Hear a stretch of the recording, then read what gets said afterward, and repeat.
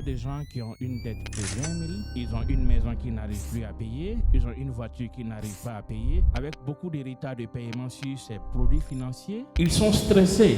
Et pour eux, l'unique solution, c'est de déclarer la faillite. Ouais. C'est la pire des choses à faire. Tu gaspilles de l'argent tous les jours à aller sur l'application d'Amazon, commander des conneries qui déprécient en valeur, alors que tu as un business devant tes yeux, juste si tu avais l'information. De nos jours, devenir entrepreneur à côté, peu importe le boulot que tu as, c'est une nécessité. C'est plus un choix. Combien je t'ai dit on a dépensé dans notre entreprise quand on a déménagé à Dallas ici pour que je sois dans un club avec tous les VIP développeurs à Dallas? 50 000 $. 50 000 $. Bienvenue sur le podcast L'Effet Boom. Bonjour la famille, je suis ici avec mon business partner Sommet, le roi du crédit et du financement ici aux États-Unis. Mon nom c'est Mamadou Lamine Diallo, développeur d'immobilier de luxe ici à Dallas, Texas. Comme vous voyez, on est à Dallas aujourd'hui, donc on représente, d'accord? Alors aujourd'hui, on fait un autre podcast pour parler de quoi? De financement et de financement et de financement, un tout petit peu de crédit parce qu'on en a tellement fait au sujet du crédit, mais une chose qu'on a tous en commun ici aux États-Unis, que tu aies un salon de coiffure, que tu aies un restaurant, que tu es dans l'industrie d'immobilier comme nous, tu investis dans l'immobilier, une chose qu'on a en commun, Sommet, c'est financement et financement et financement. 99,9% des appels qu'on reçoit, c'est comment est-ce que je peux obtenir des financements pour agrandir mon salon de coiffure, ouvrir un autre magasin, investir dans l'immobilier. Donc aujourd'hui, on va parler de divers produits de financement, à commencer par le financement de business à 0%, aller jusque les SBA loans, les personal loans et tout ce qui va avec. Et on va expliquer quel genre de produit est bon pour quel genre d'industrie. D'accord, en règle générale ici aux États-Unis, et bien sûr la fondation, c'est le crédit. D'accord, donc le crédit, on en a parlé encore et encore et encore. Donc on va commencer ça vite fait, mais je ne veux pas qu'on s'attarde trop sur le crédit. C'est juste dire un peu le score que tu as besoin et le profil que tu as besoin. D'accord, donc je laisse d'abord Mr. Sommet se présenter, après on rentre dans le vif du sujet. Alors bonsoir, moi c'est M. Sommet Baponkoun, entrepreneur,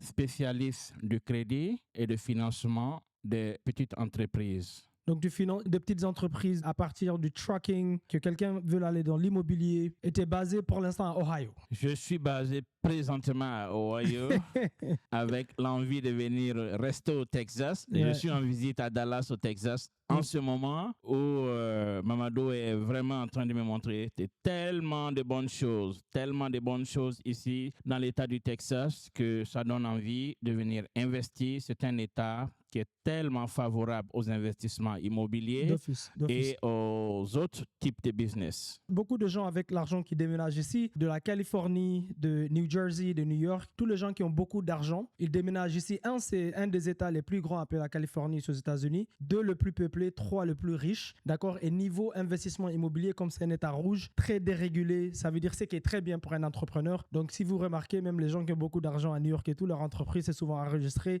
soit ici, soit en Floride et tout ce qui va avec. Mais bon, ça, c'est une conversation pour un autre jour. Donc, la famille, ça, c'est mon business partner. Pour la plupart d'entre vous qui nous connaissez déjà, quand vous me contactez à chaque fois pour commencer d'abord par nettoyer votre crédit comme il faut, comme un bébé qui vient de naître, on vous envoie d'abord dans notre département de crédit avec Sommet pour faire la réparation. Donc, on va commencer par ça. Après, on va commencer à parler des financements et vous expliquer un peu différents financements qui existent et les options. D'accord? Donc, du coup, Sommet, comme j'ai dit, on commence par le crédit. Bien sûr, ça, c'est la fondation. Pour obtenir des financements aux États-Unis ici, si quelqu'un n'a absolument rien du tout, je vais prendre l'avatar de quelqu'un qui n'a pas du tout de profil de crédit, mais ils ont un numéro social, ils sont ici aux États-Unis et ils veulent accéder au financement. Et je viens de remarquer que même la personne qui n'a pas de crédit du tout est beaucoup plus facile à aider que la personne qui est déjà ici depuis 15 ans et ils ont tellement déconné qu'on doit d'abord nettoyer plein de choses avant de commencer même à les aider avec le crédit. Donc, si tu n'as rien du tout, quand tu arrives, quelle est la première étape pour te prendre de 0 credit score à 750 credit score en 30 jours? Alors, d'entrée de jeu, nous faisons ce qu'on appelle une analyse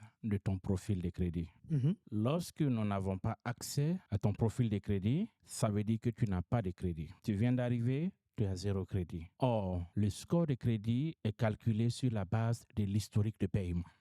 Si tu viens d'arriver, que ta sociale est totalement neuve, tu as besoin d'historique de paiement pour déclencher ton score. Nous allons ajouter ce qu'on appelle Authorized Users en anglais, ce qui veut dire l'historique d'une autre personne peut être ajouté à ton profil, à ton numéro de social et automatiquement ton profil hérite de l'historique de cette personne. De façon concrète, si toi, tu as une carte de crédit de 10 ans et que tu as fait le paiement sans retard de paiement, aux yeux de la banque, tu es très responsable. Tu es une personne crédible. Aux yeux de la banque, tu as un sérieux que tu as montré durant les 10 années de paiement. Lorsque cet historique de 10 ans qui constitue 120 mois de paiement est introduit dans un nouveau profil, automatiquement, ce nouveau profil bénéficie de toute cette historique et automatiquement, ça lui déclenche un score dans les 30 jours et ce profil devient plus fort que celui qui a un profil de 2 ans. D'accord. Donc, ça veut dire, par exemple, si moi j'ai 0 crédit et que j'ai quelqu'un dans ma famille qui a une très bonne historique, d'accord, des cartes de crédit payées en temps et en heure, mais qui ont aussi l'âge, qui ont peut-être 5 ans, 7 ans, peu importe, s'ils veulent bien me rajouter sur leur profil, moi, j'hérite automatiquement de leur limite sur leur carte, sur mon profil, et j'hérite aussi de l'âge. À ce moment-là, c'est gratuit comme c'est la famille. Mais il y a aussi des compagnies, la nôtre inclus, qui vont authorized user ou bien AUs ou bien d'autres personnes les appellent des trade lines, right? Et aussi, parce que je sais qu'une des questions que je reçois souvent avec la communauté africaine, c'est est-ce que c'est même légal? Et ils savent pas qu'il y a même des grosses compagnies qui travaillent pour les grosses banques, qui appellent les gens avec des très bons profils de crédit, qui te proposent de vendre ton historique pour toi et ils te payent un mensuel sur ça. Donc, est-ce que tu peux parler un peu de ça? By the way, bien sûr, on n'est pas vos conseillers financiers légaux, on n'est pas vos avocats et tout ce qui va avec, mais c'est juste pour vous dire que si vous-même vous allez en ligne maintenant, vous faites la recherche des trade lines et des AUs, même les banques appliquent ceci tous les jours et ils offrent les services qu'ils te vendent toi-même ta bonne historique. Est-ce que tu reçois souvent cette question? Oui. Alors, ajouter quelqu'un sur l'historique de paiement est totalement légal aux États-Unis. Il y a même des mortgage companies, des compagnies qui approuvent les gens pour acheter des maisons. Lorsqu'ils sentent qu'il manque l'âge sur ton profil, ils te conseillent d'ajouter un authorized users parce que c'est le seul élément qui montre que ton profil va aller d'un point A à un point B. Automatiquement, quand on t'ajoute sur ce profil, ça déclenche ton score et tu es éligible et tu es qualifié pour ta maison. Donc, pour l'achat de maison, ça peut accélérer. Ouais, d'office. Il y a des familles qui louent pendant 10 ans qui ont juste besoin d'acheter leur résidence primaire et qui ont juste besoin d'ajouter un compte dont ils vont hériter l'historique et l'âge et automatiquement, ils sont qualifiés pour leur résidence primaire. Ouais. Parlant de résidence primaire, évitez d'aller acheter des maisons individuelles. En tout cas, la première fois, c'est qu'on appelle single family, où il n'y a que vous qui pouvez y vivre ou bien votre famille. Parce qu'à ce moment-là, ce n'est pas un investissement vraiment pour les prochains peut-être 10 ans à 15 ans. Ça ne vous ramène rien du tout. Vous faites que payer les dettes. Quand vous commencez par ce qu'on appelle le house hacking aux États-Unis, c'est quand vous allez pour utiliser le même financement, FHA, VA, conventional, ou bien d'autres genres de financement qu'on finance au LLC, DSCR loans, qu'on finance au LLC pour l'immobilier spécifiquement, et acheter 2 étages ou 3 ou bien 4, vous vivez sur un ou vous faites louer les autres. Et si dans l'état où vous êtes, ce genre de bien qu'on appelle multifamily se trouve que dans des zones où vous n'aimez pas y vivre, c'est pas grave, prenez le même financement, vous faites louer, après vous allez louer là où vous aimez habiter et maintenant vos locataires vous payent pour payer le loyer là où vous habitez. C'est pas vous qui vous réveillez tout le matin et qui galérez, qui devez aller travailler, faire Uber, stressé, fatigué, vous tuez à l'hôpital avec vos doses juste pour payer une dette sur un single family. Je parle en tout cas la première fois. Ou bien maintenant c'est vos locataires qui vous payent votre deuxième maison, qui peut être votre maison de rêve. Mais maintenant vous avez déjà sécurisé 4 étages déjà, où des locataires vous payent tous les mois et maintenant vous allez acheter votre résidence primaire où c'est pas vous qui devez galérer pour travailler pour payer cette dette-là. D'accord? Vous avez des revenus passifs. Donc, on vient de comprendre que la personne la plus facile à aider, c'est celle qui n'a rien parce qu'ils n'ont pas encore déconné. Oui. Maintenant, il y a plein de profils aussi qu'on reçoit dans notre communauté où ils ont fait plein d'erreurs déjà et il y a plein de choses à nettoyer. Right? Oui. Quelles sont les pires des choses à éviter d'avoir sur son profil? Bon, je sais, bankruptcy par exemple. Right? Tu peux expliquer un peu c'est quoi le bankruptcy? Le bankruptcy, c'est lorsque un individu, je parle bien sûr du bankruptcy individuel, pas de bankruptcy de business. Le bankruptcy, c'est déclarer faillite.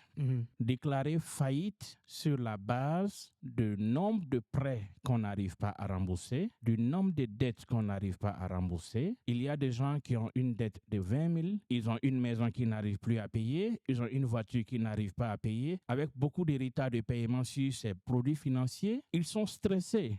Et pour eux, l'unique solution, c'est de déclarer la faillite. Ouais. C'est la pire des choses à faire parce que ne pas avoir la solution de paiement ou de remboursement ne doit pas vous pousser à aller déclarer la faillite. Déclarer la faillite veut dire que vous avez mis votre vie financière en prison pendant 10 ans. Et ça, c'est si tu le fais sur ton nom Si propre, tu le personnel. fais en tant qu'individu. Mais si c'est ta société qui déclare faillite, il n'y a pas de souci. Parce que c'est juste la société. C'est juste la société. Elle ne touche pas l'individu.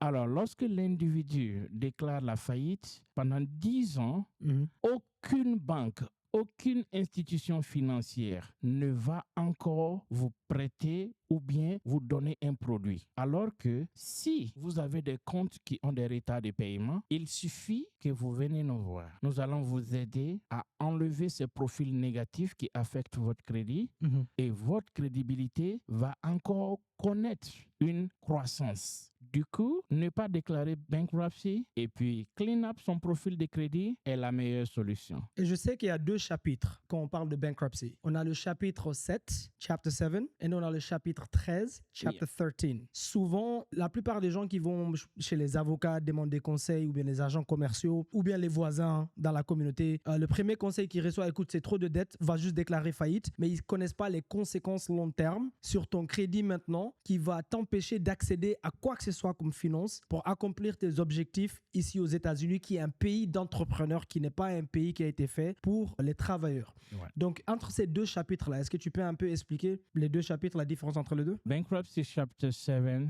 c'est ceux qui déclarent les faillites sur la base des dettes dont on ne va plus les demander de payer. Le Bankruptcy Chapter 13, ça c'est ceux qui déclarent faillite pour que les institutions financières qui les poursuivent arrêtent la poursuite. Mais ils sont toujours redevables de la dette. C'est-à-dire on suspend tes paiements, mais tu dois continuer à payer en bas. Donc ce que la plupart des gens font, ils préfèrent le Bankruptcy Chapter 7 qui est lui qui efface totalement les dettes. D'accord. Et qu'est-ce qui se passe? Tous les comptes sur lesquels vous devez sont totalement annulés dans votre credit report. Si tu devais 20 000 sur une carte de crédit, 15 000 sur une voiture, 10 000 sur une autre carte de crédit, dans ton credit report, on va juste mettre 0, 0, 0 et en bas, on va mettre Public Record Chapter 7 Bankruptcy. Donc, tous les autres comptes sont fermés, mais la marque de Chapter 7 Bankruptcy est en rouge. Et c'est ça qui t'affecte pendant plusieurs années. Tu ne pourras plus payer une maison, tu ne pourras plus louer facilement. Personne ne va t'accorder un produit financier, étant donné que nous vivons dans un pays qui est basé sur le crédit. Tu te mets en prison. Il y a un des dossiers qu'on vient d'avoir, le vieux, il a dit, parce qu'il a fait ça, il a fait cette erreur, après qu'il ait traversé un divorce, mais il ne savait pas mieux. Il y a toujours une solution au lieu du bankruptcy, si vous contactez la bonne personne. Il a dit maintenant, quand il rentre à la banque, littéralement, ils appellent la police. Mais c'était juste pour rigoler, mais dès qu'il rentre, l'alarme sonne direct. Parce que le bankruptcy, ça fait des années qu'il essaye d'investir dans l'immobilier et il ne peut pas obtenir le financement. Donc ça, la famille a absolument évité. Tout le reste, on a collection, on a payé en retard les payments, on a inquiries. Tu peux un peu expliquer c'est quoi les collection inquiries et charge off? Alors, lorsque tu dois une dette à une banque, que tu as un retard de paiement de 30 jours, de 60 jours, on marque dans ton credit report le nombre de jours de retard de paiement. Tu as un retard de 30 jours, on va marquer 30 days late payment. 60 jours, 60 days. 90 days, 120 days, 150 days. Après 5 mois de retard de paiement, la banque va déclarer que votre dette n'est plus collectable. Donc, elle n'arrive plus à récupérer sa dette envers vous. Qu'est-ce que la banque fait? La banque va charge off votre dette. Elle va écrire un document officiel aux impôts pour dire que cette dette-là, on ne peut plus la récupérer. Et en écrivant aux impôts, le charge off devient une dette que la banque ne peut plus collecter. Et c'est ça qui va comme... Cette banque-là peut avoir un département interne qui va maintenant essayer de collecter ça sous forme de collection. Ça, c'est le charge off. Mais la banque détient toujours la dette. En charge off. Lorsque la banque n'arrive toujours pas à collecter, prenons une dette de $5 000. la banque peut vendre la dette maintenant à une compagnie qu'on appelle Collection Company. Et cette compagnie-là, elle peut payer la dette à $200. Lorsqu'elle paye la dette de $5,000 à $200, ou souvent même moins de $200, elle paye ça à un prix dérisoire. Ouais.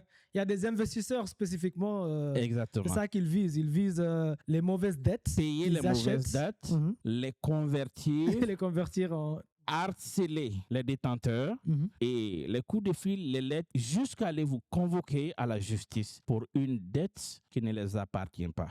Ça s'appelle des note buyers. Dans l'immobilier, ça existe beaucoup. Dès que cette compagnie te harcèle, tu trouves un terrain d'entente. Et ils vont te dire sur la dette de $5,000, paye-nous $2,000. Et toi, tu trouves que c'est un bon deal. Chaque semaine, tu payes. Chaque mois, tu payes. Mais en réalité, c'est de l'argent que tu payes que tu ne devais pas payer. Parce que la banque à qui la dette appartient va faire une réduction de bénéfices à la fin de l'année fiscale. Elle va récupérer tout l'argent qu'elle n'arrive pas à récupérer. Donc, automatiquement, les impôts ont payé à cette banque cette dette. Pourquoi le Collection Company doit te demander de payer encore? Non, tu ne dois pas payer. C'est des investisseurs. Ils cherchent à te... Parce qu'il faut savoir, la famille, que ici aux États-Unis, leur système économique fonctionne sur... C'est juste de la documentation. Donc, si cette personne arrive à vous convaincre de recommencer les paiements, vous déviez $5,000, ils disent maintenant vous payez que $3,000. Avant, vous payez $300 par mois. Maintenant, ils vous disent payez juste $50. Si vous payez ces $50 en temps et en heure pendant 6 mois à cet investisseur privé-là, lui, maintenant, il peut aller à la banque. Comme il a ramené ça en tant que performing note, il peut aller gagner de l'argent avec ça. Littéralement, c'est toute une industrie. Mais comme Sommet, il dit, donc, très bonne question pour toi, Sommet, right? Si maintenant, moi, j'ai des collections, parce qu'on a vu beaucoup de gens qui font cette erreur. J'ai des collections sur mon profil et je vais payer la somme, parfois des petites collections de $400 ou des choses comme ça. Je vais payer la collection pensant que quand je paye, ils vont enlever sur mon profil. Malgré qu'ils payent, c'est toujours là, c'est toujours en train de descendre le credit score. Donc, tu viens de dire quelque chose de clé. Normalement, ils ne doivent même pas le payer. Mais est-ce que tu peux aller effacer même s'ils ne payent pas? Ne payez jamais une collection tant que cette dette n'est pas détenue par le principal fournisseur. Okay. Si toi, tu es la banque, que tu me donnes une dette que je n'arrive pas à payer, que tu essaies de collecter, je peux faire un arrangement avec toi. Mais si toi, la banque, tu vends à une tierce personne, ne payez jamais de l'argent à cette tierce personne parce que vous êtes en train de jeter de l'argent dehors. Le collection qui est déjà dans votre credit report, il a déjà drop votre score de plus de 80 points, plus de 100 points. Même si vous payez, votre score ne va pas s'améliorer. Il est préférable d'utiliser cet argent, faire réparer votre crédit et on va le remove de votre profil. Automatiquement, votre score va remonter. Ne jamais payer le collection company. Ne jamais faire de debt consolidation. Quand vous faites la consolidation de tous les cartes que vous avez, parce qu'ils clôturent les comptes. Évitez de faire le debt consolidation. C'est une très mauvaise chose parce que ça détruit votre profil de crédit. Alors, si vous avez 5-6 dettes, que quelqu'un vous convainc à consolider ça en une seule, ce n'est pas bon parce que vous allez avoir tous vos comptes fermé et là où c'est consolidé, vous payez et ce n'est pas reporté dans votre profil de crédit. Tu vois ça? Vous jetez de l'argent dans l'eau qui n'est même pas reporté. Entre-temps, ils détruisent tout votre profil parce qu'il y a 5 comptes qui sont fermés. Ce n'est pas bon. Donc la famille, pourquoi est-ce qu'on parle de ça? Parce que c'est pas que le score. Oui, votre score est important. D'ailleurs, le nouveau sexy, un des t-shirts que je vais créer, c'est le nouveau sexy, c'est 700 credit score, right? Notre communauté privée qu'on a, on a une académie privée où on enseigne 4 fois par semaine. Tous les personnes là-bas, ils sont obligés d'avoir 700 credit score ou plus, mais aussi le profil. Parce que quand vous allez pour obtenir les financements, que vous voulez un financement pour un salon de coiffure, pour investir dans l'immobilier, les financements de business à 0%, la fondation, ça va être non seulement le crédit, le score, mais surtout le profil. Quel genre de compte vous avez? Quel genre de carte de crédit vous avez? Quelles sont les limites sur ces cartes de crédit? Quel est l'âge de votre profil de crédit? C'est pour ça qu'il a parlé tout à l'heure de rajout des trade lines pour vous donner l'âge si vous n'avez pas l'âge. D'accord? Vous aurez besoin de tout ça pour avoir la crédibilité nécessaire pour accéder à 100 000, 150 000, 200 000, 250 000 $ pour investir dans vos business et vos objectifs respectifs. Donc, après ça, dépendant le financement, maintenant, on va parler de LLC, d'accord? On va parler de LLC. Bon, nous, notre passion, c'est l'immobilier, mais il y a tellement d'autres industries qu'on a déjà investi pour se faire de l'argent. Mais on va commencer par un exemple sur l'immobilier, par exemple. Si vous allez pour obtenir On va commencer par les financements à 0%. Quand je dis 0%, ça veut dire il n'y a pas d'intérêt. On appelle ça no DAC loans. No DAC, en anglais, veut dire pas de documents. Donc, quand je viens, je n'ai pas envie de montrer mes tax returns et je n'ai pas envie de montrer mon income personnel. Ce que j'ai envie de montrer, c'est juste mon credit score et mon profil et mon LLC. Cette combinaison-là, maintenant, il faut savoir que les banques, comme le crédit, les banques détestent toute chose qui est nouveau ou bien qui est bébé. Si vous avez un crédit qui n'a pas l'âge, pourquoi on rajoute l'âge? Parce que les banques n'aiment pas un bébé qui vient de naître. Et du coup, on rajoute l'âge sur le crédit pour vous donner la crédibilité. C'est la même chose pour le LLC. Quand on va à la banque et on a le LLC ici et il vient d'être créé, la banque, il regarde ça comme si c'est un nouveau-né qui vient de naître, qui ne s'est même pas encore crawlé, et tu viens nous demander $200,000 pour investir, pour commencer un business. Donc, ils vont te donner, oui, si le profil et le LLC est bien structuré, mais ils vont te donner des sommes qui sont limitées, des petites sommes. Si tu veux les grosses sommes, on va aussi aller essayer de viser ce qu'on appelle un H Corp. C'est un LLC qui a déjà de l'âge. C'est entre 2 ans. Vous ne voulez jamais acheter un LLC qui a moins de 2 ans et vous ne voulez jamais acheter un LLC qui a plus de 5 ans. Entre 2 ans et 5 ans. Et les prix varient entre 2200 à 2800 jusqu'à $3100, dépendant de l'âge que vous achetez. Vous héritez de l'âge automatiquement. Comme ça, quand vous allez à la banque avec ces deux combinaisons-là, vous pouvez obtenir 100, 150 000, 200, $250,000 à 0% d'intérêt. Maintenant, on va un peu expliquer ce que cela veut dire parce que je vois beaucoup de confusion sur ça. Ce financement ici dont je parle, je suis en train de parler de financement de business. C'est quoi un business? Un business, c'est une idée que toi, tu as en tête. Tu veux ouvrir un salon de coiffure, tu veux ouvrir un magasin. Il y a d'autres produits pour ce genre de business-là. Je donne juste un exemple. Comme nous, on est dans l'immobilier, je vais investir dans l'immobilier. Je vais faire un projet de rénovation pour revendre sur le marché qui prend environ 6 à 7 mois. Je vais faire un projet de nouvelle construction. Je vais trouver un terrain, je vais construire pour revendre. Ça prend entre 9 et 12 mois. Ou bien 11 mois si vraiment tu as des retards jusqu'à 12 mois. Et comme tu as 0% d'intérêt, si tu prends ces financements-là et tu les mets dans l'immobilier, tu sais que tu peux récupérer ton principal et ton profit avant que l'intérêt commence, pour la plupart du temps. Ou bien si tu as l'idée d'autres business que toi tu connais, que tu peux... donne-moi quel exemple de business tu penses que tu peux mettre de l'argent dedans et moins récupérer ton principal avant les 12 mois. Une fois, tu m'as parlé des trucks, par exemple, les box trucks. Le transport. La logistique. Quand je dis logistique, ça regroupe un peu de tout, c'est-à-dire des camions, remorques, les box trucks qui ne demandent pas un permis commercial et il y a aussi les vannes qui transportent le courrier. Alors, lorsque tu as la logistique et que tu comprends que derrière la logistique, tu peux construire une autre entreprise qu'on appelle le dispatching service. Le dispatching service, c'est un business où tu regardes où prendre ta marchandise, à combien il est payé, d'où il quitte et où il doit être livré. Wow, littéralement, tu peux dire, si je vais chercher une marchandise à New York et cette marchandise doit être livrée en Californie, ça va me prendre 2 jours de route. Le dispatcher peut te dire, ce colis-là, il est payé à $4,000 ou à $5,000. À toi maintenant de comprendre, et c'est ici que c'est très important que nous donnons les informations à la communauté. Et by the way, la famille, il est en train de vous parler d'un... Moi et Sommet, on ne va jamais vous parler de quelque chose qu'on n'a pas fait. Il est en train de vous parler d'un business qu'il a fait pendant des années, d'accord? Alors, bon, ma compagnie de logistique s'appelle Blessing Logistics. C'est le nom de ma fille et c'est la toute première fois que je vais disclose ça. Parce que quand je parle de trucking, les gens ne savent pas que moi-même, j'ai conduit le semi-truck avec le CDL pendant 2 ans avec une compagnie qu'on appelle Western Express, qui est une très grosse compagnie qui est basée à Nashville, Tennessee.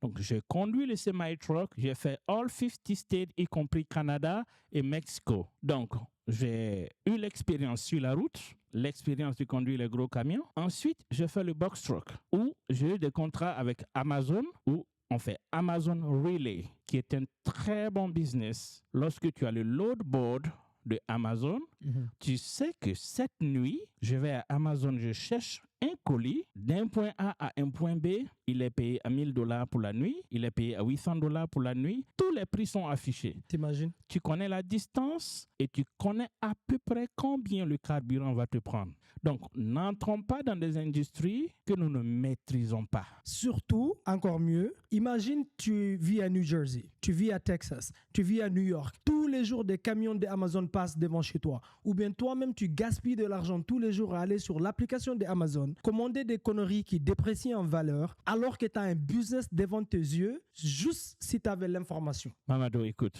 tous les supermarchés, il y a de la nourriture. Tous les jours de la nourriture fraîche. Il y a des articles frais. Le nombre de camions qui viennent charger pour approvisionner tous les magasins, c'est énorme. La logistique, même au temps de Covid, c'est la seule industrie qui continuait à fonctionner parce que les gens doivent manger, les usines doivent tourner, toujours. Les constructions doivent continuer. Toujours. Donc, c'est un bon business, mais il faut comprendre les ins et les outs.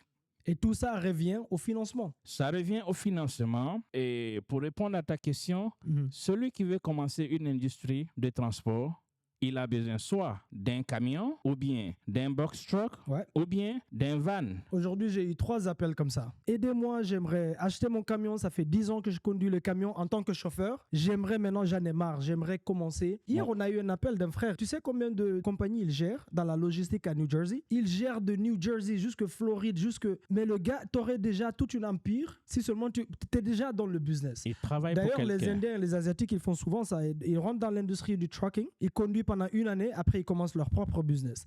Donc, la famille, je donne ça comme exemple et vous pouvez appliquer le même exemple dans l'industrie du braiding, salon de coiffure, machin. Pourquoi j'ai ramené ça à Sommet? Parce que quand on parle de financement de 0% d'intérêt, ça veut dire que la banque te dit voici de l'argent, ton crédit il est bien structuré, on finance ton LLC, on n'a pas besoin de tes tax returns, on n'a pas besoin de ton income. Ça s'appelle des no-tax loans. Littéralement, dans notre communauté privée où tous nos clients, on vous prépare même pour l'interview. Il y a une interview à passer. Quand vous faites l'interview pour obtenir ces financements-là, les banques, il y a des industries qui aiment bien financer.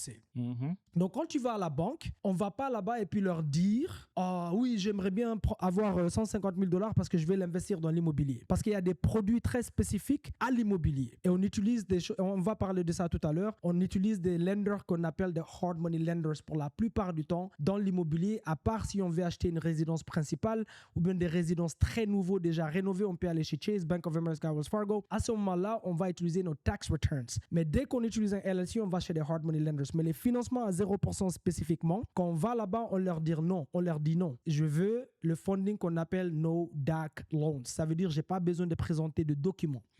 Maintenant, ils vont te demander, OK, qu'est-ce que tu vas faire avec l'argent? Les banques c'est déjà écrit, la famille. Ils ont déjà écrit quelle industrie est-ce qu'ils aiment financer. Et ces industries sont liées à des codes qu'on appelle NAS codes. Right? Et quand vous allez là-bas, vous devez savoir quelles sont ces industries. Il y a le consulting, d'accord? Il y a le marketing. Donc, quand on va là-bas, on ne va pas commencer à leur dire « Oh, mon rêve, c'est d'aller ouvrir un salon de coiffure. C'est d'aller faire le trucking. C'est d'aller faire dans l'immobilier. » Parce que la banque, ils ont mis ces industries-là dans un code qu'on considère un code risqué. Du coup, dès que tu leur dis ça, ils vont toujours te donner des petites miettes que tu ne peux rien faire avec. Donc, quand on va là-bas, on leur donne les industries qu'ils aiment bien financer avec les financements à 0%. Parce qu'il y a d'autres produits de financement qui ne sont pas à 0%, qui sont aussi très intéressants. Mais ils vont te donner ça pendant 12 mois. C'est 0 intérêt, mais tu as des paiements juste sur le principal. Et c'est là le secret. Le paiement sur le principal, comment ça fonctionne? Quand on va à la banque, on essaye d'obtenir avec 3 banques. Maximum, on essaye d'obtenir 150 à 250 000 $. Avec 3 banques combinées. Imaginez, on va chez Chase. Chase donne à Sommet 50 000 $.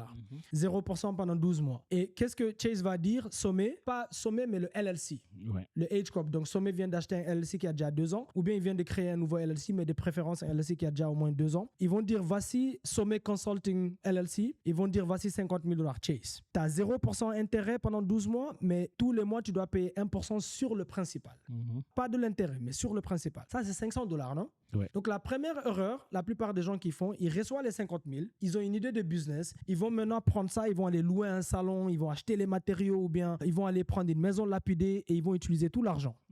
Non, c'est pas ce qu'on fait. Première chose qu'on fait, dès qu'on a les 50 000, on prend les 1% là, qui est 500 $, on les multiplie par 12, parce qu'il y a 12 mois dans l'année, on met ça directement de côté. Si on a utilisé une compagnie pour nous aider à obtenir le financement comme la nôtre, on paye ce frais-là. Après, le reste maintenant, c'est notre principal pour aller investir. Donc ça, tous les mois, on n'a pas le stress de je dois faire Uber, je dois aller prendre un nouveau shift, je dois travailler des heures endless pour pouvoir payer le mensuel. Donc, vous faites ça pour tous les paiements de tous les 3 banques et le reste de l'argent maintenant, c'est votre budget pour aller investir dans votre business respectif. Mais pour spécifiquement le business funding, on appelle ça, no DAX loans à 0%, il faut vous assurer que vous mettez cet argent dans une industrie que vous êtes sûr à 99,9% de chances que au moins le principal, même si vous ne gagnez pas votre profit d'abord, mais au moins le principal que vous avez mis vous revient. Et nous, on sait que dans l'immobilier, on peut accomplir ça parce que, par exemple, c'est les mêmes financements qu'on utilise dans les nouveaux développements ici.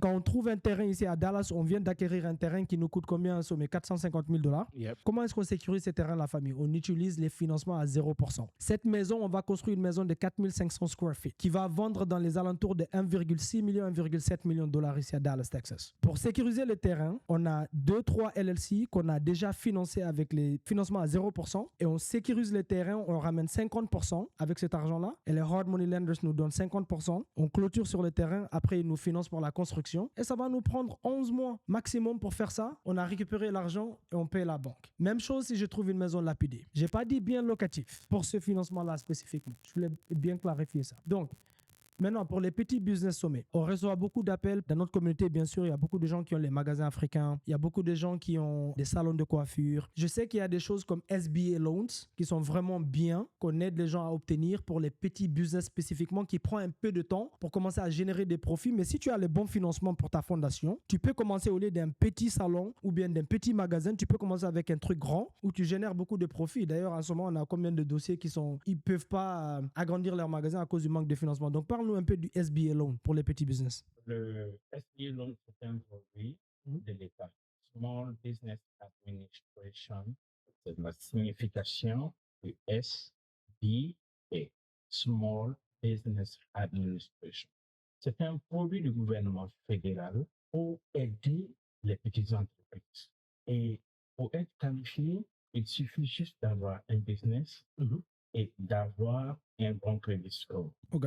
Tu dois déjà avoir un business qui existe ou bien si tu veux aussi créer un? Tu dois avoir un business. Que ce soit un nouveau business ou un ancien business. Okay. Tu dois avoir un business d'abord. Tu ne peux pas aller en tant que Mamadou et être financé. Tu as besoin d'un LLC? Tu as besoin d'un LLC, une entreprise et une société à responsabilité limitée, une entité. OK. Vous ne pouvez pas échapper l'entité. Oui. Non, c'est pas possible. Est-ce que les SBA, tu as besoin de crédit aussi? Tu as besoin obligatoirement de crédit. OK.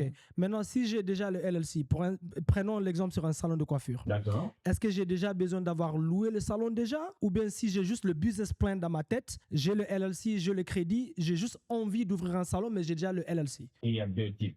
Okay. Lorsque tu as un business plan et que tu as une projection sur les revenus, on peut te financer sur la base de la projection des revenus. Okay.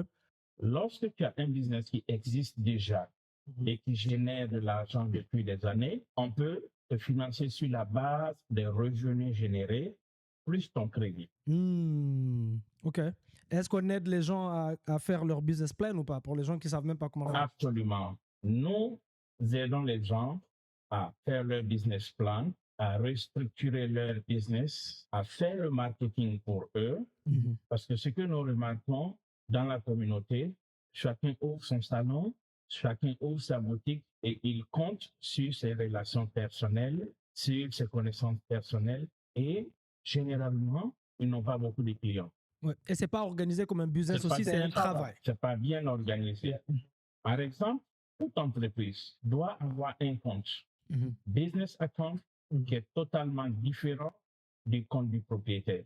Lorsqu'on vous demande le relevé bancaire, on ne doit pas avoir le business account en train de payer de la nourriture. La carte du business ne doit pas être en train de payer de la nourriture pour les enfants. Très important. Très important. Alors, donc, le relevé bancaire va être vraiment examiné par le banquier pour voir est-ce que vous mélangez les revenus personnels aux revenus de l'entreprise. Et pour le SBA Loan, c'est très capital. Et c'est la même chose si un jour tu as un problème et tu as un audit du IRS et qui remarque que tu mélanges les dépenses, tu es dans la merde. Exactement. Pour éviter les audits des impôts, il faut avoir le business account totalement séparé du personnel account. Et ça facilite même la comptabilité. OK, donc termine d'expliquer c'est quoi le SBA. Voilà, donc le SBA, comme je le disais, le S c'est le small, B c'est business, A c'est administration. administration. Donc, ce type de loan, il peut aller de 0 à 5 millions. En fonction de la taille du business, en fonction du revenu du business et en fonction du crédit du propriétaire du business. Tu viens d'expliquer la première partie qui est le No Document Loan, qu'on appelle No Doc Loan. Là, on ne demande pas combien tu génères. On ne demande pas combien ton business génère et combien toi-même en tant qu'individu tu génères en tant que W2. Nous sommes dans un cas de figure où on a besoin maintenant de documents. Les documents qu'on veut, c'est combien le business génère. Ouais. Ou bien, si c'est toi-même, tu travailles, combien tu génères pour être caution de ton business. Pour la première fois que tu obtiens les SBA. Surtout pour la personne qui n'a pas encore le business, tu vas juste montrer des revenus projetés. Exactement. Potentiellement, mon business va ramener X par rapport à mon industrie, mais pour l'instant, moi, je vais me porter garant. Donc, je vais montrer, moi, mon income. C'est ça, hein? Yes. OK. On a des clients pour la première fois qui ont des montants qui varient de 50 000 à 500 000. OK. Lorsque le projet est exécuté, remboursé, ils repartent vers le même SBA, il les donne de 1 million à 3 millions. Yep. Surtout si tu montres que tu as bien fait. Tu gères bien, tu gères bien. ton sérieux, ta crédibilité. Le SBA, basé sur la relation précédente, peut te financer de 500 000, 2 millions en fonction du projet. Lorsque ça s'est bien exécuté, tu pars pour une troisième phase de 2 millions à 10 millions. Wow. Donc, ils sont là pour financer, mais pour aussi suivre ce que tu fais de l'argent et comment tu rentres. Ouais. D'ailleurs, je viens de voir un Nigérien qui est parti en prison parce qu'il a pris plein de SBA comme ça pendant le Covid. Il est parti acheter des maisons, des voitures de luxe, des chaînes d'or. Et il pense toujours qu'ils ne vont jamais vérifier ça. Mais un jour ou l'autre, ils vont vérifier. Donc, si tu obtiens ces financements-là, mets-les au travail. Si tu ne connais pas le business, associe-toi avec une personne qui connaît le business dans l'industrie dans laquelle tu veux rentrer. Associe-toi avec quelqu'un. Faites des partages de profits, des partenariats. Mais mets l'argent au travail et génère des profits. Ça sert à rien d'essayer de commencer à faire des histoires. On essaye toujours de... Tu peux pas arnaquer qui a plus d'argent que la banque. Ici aux États-Unis, ils impriment. Leur billet n'est même pas réel. L'argent n'est même pas réel. Ils font qu'imprimer. Tu peux pas être plus riche que la banque. Donc, autant garder cette relation en respectant ce que tu as dit que tu vas faire. D'accord? Donc, on a SBA. Après, on a ce qu'on appelle... La plupart des gens ne savent pas aux États-Unis quand tu es immigrant ou bien tu es africain-américain, noir et femme, ou bien l'autre côté, là, tu pars de l'autre côté du sexe, là-bas, je ne te le souhaite pas, mais anyway, tu as aussi accès à ce qu'on appelle des grants, et ça, c'est des financements souvent que tu ne dois même pas repayer. La plupart des gens ne savent même pas ça. Donc, les femmes, elles ont double avantage. T'es femme et t'es noir. Tu as accès à des grants, et nous, les noirs aussi, les minorités, on a accès à des grants, souvent des millions aussi, mais c'est juste que ça aussi, ça revient au business plan, la recherche de ton industrie. La plupart des gens qui nous contactent et qui disent « je veux des financements », Mamadou, aidez-nous à obtenir des financements, aidez-moi avec le crédit. La première question qu'on leur pose, c'est quoi, Sommet? Est-ce que vous avez un crédit score qui est bon? Yeah. Mais surtout, l'objectif de l'argent. Oui. Qu'est-ce que tu veux faire avec l'argent? Exactement. Et 99,9%, on reçoit des réponses « je sais pas, je suis pas sûr » ou bien « je veux ouvrir un salon ». Et je demande, OK, tu veux ouvrir un salon, c'est quoi le budget que tu as besoin? Combien tu penses que ton salon va générer? Combien le loyer va te coûter pour la salle que tu vas louer? Les matériaux que tu vas devoir acheter? Ils ne savent pas. Ça veut dire que tu n'as pas encore fait la recherche de ton industrie. Comme ça, quand tu reçois l'argent, tu n'es pas en train de deviner. Parce que si tu as besoin de 100 000, au lieu d'aller obtenir 100 000, tu veux toujours aller essayer d'avoir 130 000, 140 000, 150 000. Parce que tu auras toujours besoin de plus que ce que tu penses. Mais si tu ne fais pas de recherche, tu n'es déjà pas sérieux. Et ça veut dire que moi, je sais que si je t'aide à obtenir ces financements, tu risques de perdre cet argent en un mois et faire tout et n'importe quoi avec. Donc, le business plan, c'est très, très important dans la famille. Est-ce que tu peux expandre un peu sur les grants? C'est quoi les grants? Les grants, c'est des financements non remboursables sur des programmes bien spécifiques. Ça peut être l'industrie dans laquelle tu fonctionnes. Il y a des grants pour les minorités. Lorsque tu es de couleur noire, hispanique, d'autres nationalités, autres que les blancs, tu es éligible pour ces grants. C'est des grants qui peuvent aller de 5 000 à 100 000. Espérons que Trump ne supprime pas tout ça. Exactement. La politique influe souvent sur beaucoup de programmes. Mais pour le moment, ces programmes sont accessibles. Donc, on a les minority grants. Ensuite, on a les minority businesses loans. loans ou des prêts ou des produits financiers qui sont spécifiquement donnés aux minorités, aux noirs. T'imagines? Uniquement aux noirs. C'est-à-dire, tu es blanc, tu as ton business, tu vas là-bas, on va dire non, tu n'es pas éligible. Ce produit, cet argent, c'est uniquement pour les noirs. Il y a des produits qui sont spécifiquement orientés vers les femmes.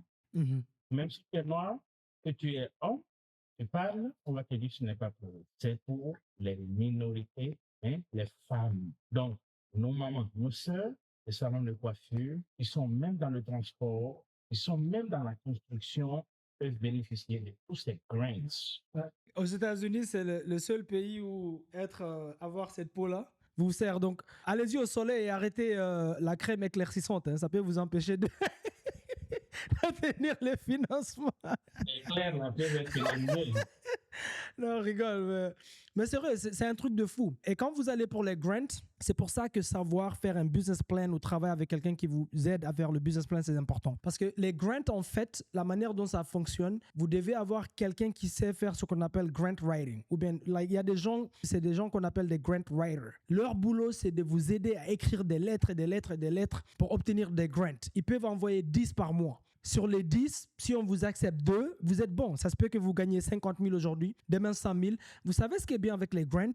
Vous ne les remboursez pas. Ce n'est pas une dette. C'est de l'argent que vous avez, vous ne devez pas rembourser. Mais ça prend du temps. Je vous dis maintenant, il ne faut pas nous appeler, espérer que vous allez recevoir ça en un mois. C'est d'abord, ça commence par le business plan. Donc, il faut commencer d'abord déjà par savoir dans quelle industrie est-ce que vous voulez aller. Et quand vous obtenez des financements, prenez-les. Tu sais, aujourd'hui, hier, j'étais en train de parler avec, je ne sais plus qui je parlais avec, c'est un ami développeur à moi. Et on parlait à quel point, de nos jours, devenir entrepreneur à côté, peu importe le boulot que tu as, c'est une nécessité. C'est plus un choix.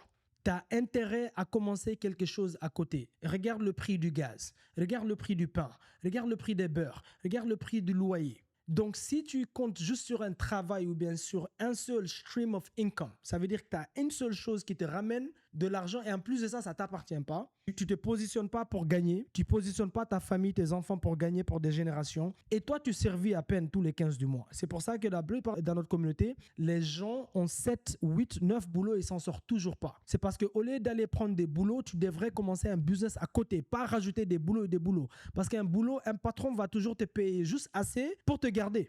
Jamais pour que tu t'en sors. Donc, tu dois c'était cette semaine, je crois, on a fait un cours où tu as montré à notre communauté privée comment avoir un budget. Comment avoir un budget. Parce qu'un premier problème qu'on a, la plupart d'entre nous, c'est d'abord nos dépenses. Et d'ailleurs, on va venir sur ce sujet, comment les gens ne comprennent pas que leur carte de crédit n'est pas censée être là pour dépenser un déficit sur ton salaire. C'est pas ça l'objectif d'une carte de crédit. Donc, du coup, à côté, normalement, une chose que tu peux faire, c'est soit tu diminues tes dépenses inutiles, soit tu augmentes tes revenus. Et la seule manière d'augmenter tes revenus, c'est de commencer quelque chose à côté, comme toutes les autres communautés. Tu peux voir un Indien, il a un travail, temps plein, et il achète de l'immobilier à côté. Donc, il a des revenus passifs. Il a ses multifamilies qui lui ramènent ça. J'ai plein d'amis comme ça à Ozone Park, à New York. Il ne blague pas. Right? Tu peux commencer quelque chose comme vendre de la nourriture à partir de ta cuisine. Right? Tu peux commencer ton business de cuisine. Tu peux commencer, pour la plupart d'entre vous qui sont tout le temps sur TikTok, vous passez votre temps sur TikTok. Vous savez combien d'argent vous pouvez vous faire en vendant des choses sur TikTok? Si vraiment tu vas être sur TikTok toute la journée et tu mets tes habits, tu danses sur TikTok, ou bien pour les hommes qui sont toujours là-bas,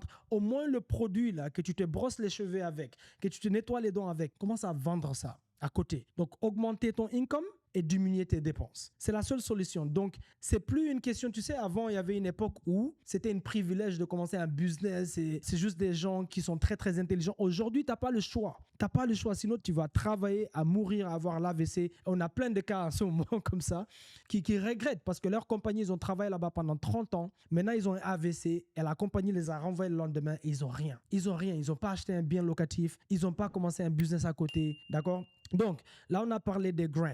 Les grants, sincèrement, j'aime bien juste le fait que tu ne dois pas rembourser. Right? Mais les business plans, et comme on dit, on va vous aider avec ça. Maintenant, à côté, et je veux un peu que tu expliques un peu ça, mais parce que la plupart des gens, souvent, ils pensent d'une manière, c'est l'un ou c'est l'autre, blanc ou noir. Mais souvent, dépendant de ton objectif, tu peux faire un mix.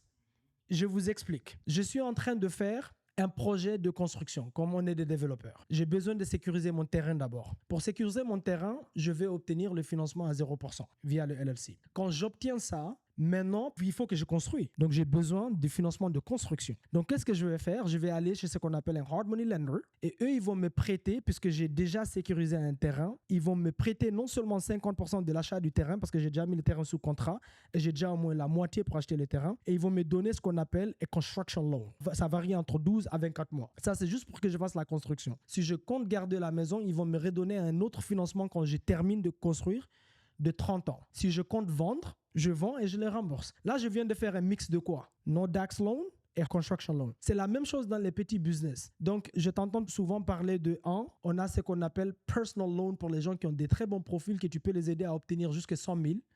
On a les lines of credit, les lignes de crédit. Explique un peu les divers financements comme ça. Alors donc, pour ceux qui sont dans notre communauté, pour maximiser le capital, tu viens de me dire, le nerf de la guerre, c'est le capital. Alors, je prends un profil typique. Tu as un crédit score de 740. Excellent. Nous allons sécuriser les produits à 0%. Tu as 150 000 à 250 000, dépendant de ton profil et de l'âge du LLC que tu utilises. Ça, c'est des credit cards à 0% interest sur ton business. Ça n'a rien à voir avec ton profil personnel. Exactement. Tu peux dépenser cet argent sur un projet et ton profil personnel n'est pas affecté. Let's say, pour Mamadou, on t'a déjà sécurisé 200 000. Maintenant, on va utiliser ton profil personnel pour avoir des produits liés à ton crédit personnel. Mais à côté des 0% interest qu'on a eu, prenons 150 000 moyens. Si ton LLC a plus de 2 ans, on peut avoir ce qu'on appelle line of credit. C'est un deuxième produit qui peut aller de 50 000 à 100 000. Donc, tu as déjà sécurisé 250 000 au nom de ton business. 2 produits. Troisième produit, business loan. Les 2 produits qu'on a sécurisés, ce n'est même pas un loan. Maintenant, on peut avoir un troisième produit de business loan. Supposons que tu as 75 000 sur un business loan. On n'a même pas encore touché ton crédit personnel. En effet. Comme tous ces produits ont été basés sur ton crédit personnel, on a checké ton crédit. Nous, au niveau du crédit repair, on va nettoyer ton profil personnel pour qu'on ne voit pas les inquiries qui ont été utilisés côté business. Maintenant, au niveau personnel, il y a 3 types de produits que tu peux avoir. La même banque peut, pour ton crédit, te donner une carte de crédit de 25 000 et il y a des banques qui peuvent te donner 2 produits en même temps. Ils peuvent te donner 2 cartes de 25 000. Ils peuvent te donner un personnel loan basé sur tes revenus personnels que tu génères. Let's say, à ton boulot, chaque semaine, tu amènes $1 500. C'est-à-dire que tu amènes $6 000 par mois. La banque va se baser sur ce revenu mensuel de $6 000 et te donner un personnel loan qui peut varier de $1 000 à 100 000 à 120 000 $. Ça, c'est le personnel loan. Donc, on a déjà les business qu'on a sécurisés, on a les cartes de crédit qu'on a sécurisées, on a les personnel loan qu'on a sécurisés. Donc, le mix de tout ça peut te permettre d'avoir à peu près $500 000 sécurisés. D'office. Donc, comme tu viens de le dire, on ne se contente pas d'avoir un seul produit, on peut faire le mix. C'est pas l'un ou l'autre. C'est pour ça l'objectif, c'est très important. C'est pour ça que la première question qu'on vous pose, et si vous ne savez pas, on vous aide un peu à avoir les idées claires. Comme j'ai dit, nous, on sait l'objectif. Parce que c'est soit on va le mettre dans l'immobilier, soit on va le mettre dans d'autres business aventures qu'on a, mais on sait déjà le business, on sait déjà le budget qu'on a besoin. Si par exemple, ton objectif, c'est de faire un business où tu n'as pas besoin de 500 000, prends pas les 500 000, mais tu as l'option. Tu as l'option si le crédit il est bon, si le profil est bon, si tu as les LLC qui est déjà prêt, d'accord? Donc, il y a tellement, donc ça c'était les lignes de crédit, c'est ça? Hein? Oui. Et puis tu as les personal loans. Il y a le personal credit card. Personal credit card, vas-y, parle-en. Alors, le personal credit card, c'est des banques que nous visons qui donnent des limites élevées, que tu peux convertir ces limites-là pour pouvoir les mettre dans le business. Mais c'est vraiment au moment où tu sais qu'en utilisant les cartes de crédit, ça va affecter ton crédit score. Donc, c'est des choses qu'on utilise, mais qui sont remboursées très rapidement. Ça, c'est les dernières options. Mais on les met dans des investissements qui sont plus ou moins garantis. Très sûrs. Nous sommes des hommes, mais nous pouvons parler du business des salons de coiffure plus que des femmes. D'office. On a tellement de dossiers comme ça, c'est un truc de fou. La plupart d'entre elles, d'ailleurs, c'est un travail qu'elles ont, pas un business. Exactement. Elles ne savent pas comment structurer un business. Alors, ce n'est pas avoir le bâtiment, avoir des chaises et des mèches qui font de ça un business. sur le business plan jusqu'à ton supplier. Qui est celui qui te donne les mèches et les produits? Est-ce que tu payes ça à New York, à Chicago ou en Chine? Quel est le coût des transports si tu vas commander à l'usine en Chine? À combien ça te revient? Quel est le temps de livraison? Et est-ce que tu peux être wholesaler dans le commerce des produits? Est-ce que tu peux, tu peux avoir un salon de coiffure. Tu crées un salon, tu mets 10 chaises ou 20 chaises, tu loues les chaises à des coiffeurs. Tu n'es pas coiffeur, tu es propriétaire du salon. Ouais. Mais tu génères plus de revenus et la dame, tu vas passer toute la journée à coiffer. Hein? On connaît plein de gens comme ça. Il y a beaucoup d'entrepreneurs qui sont dans la coiffure mais qui ne traitent pas. D'ailleurs, c'est ça un business. Parce qu'ils ont structuré le salon de sorte que, en moyenne, nous devons avoir 10 clients ou 5 clients par jour. Comment générer ces 5 ou 10 clients? Nous devons faire de la publicité, faire des ads qui vont nous générer des leads qui vont être convertis en clients.